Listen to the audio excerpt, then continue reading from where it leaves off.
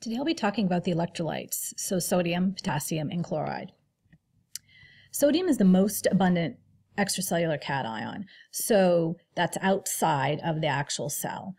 There's 30 to 40% of sodium in the body can be found on the surface of the bone. I think most people realize that it's found in very high levels in processed foods, and naturally occurring food sources, it accounts for 10% of consumed sodium. If you happen to be on a renal diet, if you're a dialysis patient, hemodialysis patient, you'll likely have your sodium restricted, and that is so restricted that we even have to look at the sodium that occurs naturally in food, even though it's not in large quantities. The label terms are free, very low, low, reduced, light. The daily value on the food labels you'll see is 2,400 milligrams, and about 2/3 of adults consume more than that recommended amount. About 4,700 milligrams daily is what the average American consumes.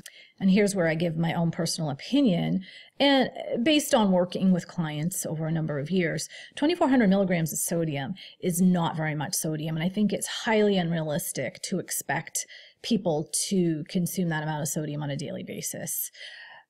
The no added salt diet I recommend for most everyone, which essentially means no salt shaker, don't add any food to your don't add any salt to your food, and try to avoid highly processed foods like ham and bacon and so forth.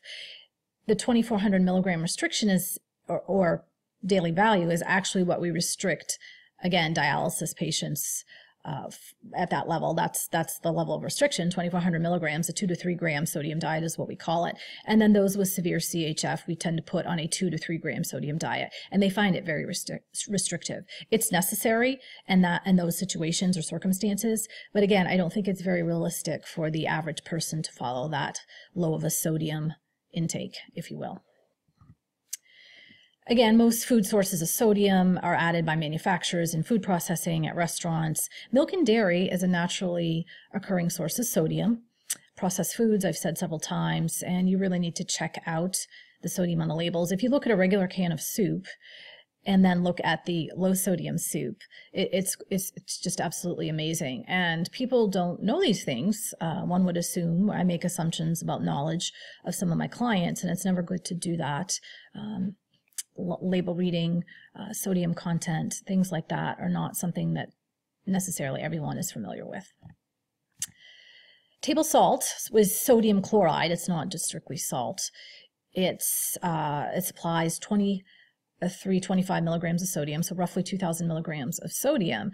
So you're at your daily intake if you use a teaspoon of salt on anything, which is why I said, again, a no added salt diet I think is perfectly reasonable and acceptable to recommend for people to follow. It's highly absorbed, 95% of it is absorbed.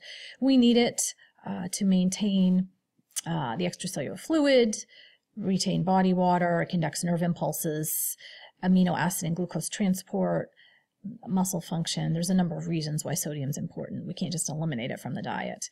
It's absorbed from the small intestine and the proximal colon. It is found free in the blood. We can take a serum sodium with a blood draw. It's a very narrow concentration, from 135 to 145 MEQs per liter. So when we talked about hyponatremia in the previous lecture, hyponatremia would fall under that 135 level, and often we see it in the 130s. That may be corrected or improved with a fluid restriction and with a actual salt tab. It's a sodium chloride tab. Deficiency and toxicity, I just touched upon deficiency. If 2 to 3% of body weight is lost through sweating, that can happen. People tend to have the symptoms of vomiting and diarrhea, which can of course mimic a lot of other things.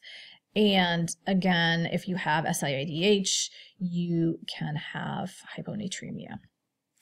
Muscle cramps, nausea, vomiting, dizziness, shock, coma are other symptoms associated with deficiency. It's not toxic, but the average upper level is 2,300 milligrams per day. Again, the average American consumes way more than that. High levels of sodium intake are associated with increased risk of hypertension. Interaction with other nutrients and functions. Additional functions, I mentioned muscle contraction. the more dietary sodium you take in, so the more you take in with your food, the more you excrete calcium. So it's always good to remember, and I think I've tried to drive this point home, any supplement nutrient you take into the body will likely impact other nutrients if taken in excess. So as my favorite toxicologist saying goes, the dose makes the poison. You know, you've got to follow within reason the guidelines and not take in any nutrient excessively, because it will likely impact another nutrient in the body. So hypertension is either essential, essential or primary or secondary hypertension. If it's essential hypertension, they essentially don't know why you have hypertension. That's 95% of the people who have hypertension. It tends to develop over a period of years. The secondary hypertension is caused by other disease processes. So maybe you have diabetes, maybe you have an issue with alcohol. That's a secondary cause of hypertension. And it's characterized by persistently elevated blood sugar. About 27% of American adults have the condition. What's scary is some people don't know they have hypertension, and that can lead to stroke. Increased risk of heart disease, stroke, and kidney failure, as I was saying. Next electrolyte, potassium. It's an intracellular cation, and it's found in many foods, mostly fruits and vegetables, milk and yogurt. Again, I say that word a lot, apologies. If you are a renal dialysis patient, your potassium will likely be restricted as well. You'll probably be on a 2 to 3 gram or 2,000 to 3,000 milligram potassium restriction, and we will have to look to foods, naturally occurring potassium in foods, to make sure that patients aren't getting it in excess. The DASH diet, it's not so much popular as it was, or it's not so popular as it was. It was used to promote the consumption of fruits and vegetables to prevent or lower your blood pressure, prevent hypertension or lower your blood pressure if you have hypertension. Generally, the average American or average adult doesn't get as much potassium as they should. Most of the absorption occurs in the small intestine, a little bit in the colon. There's a passive diffusion process that occurs. It is stimulated by insulin. And in between meals, the muscles actually release potassium back into the plasma.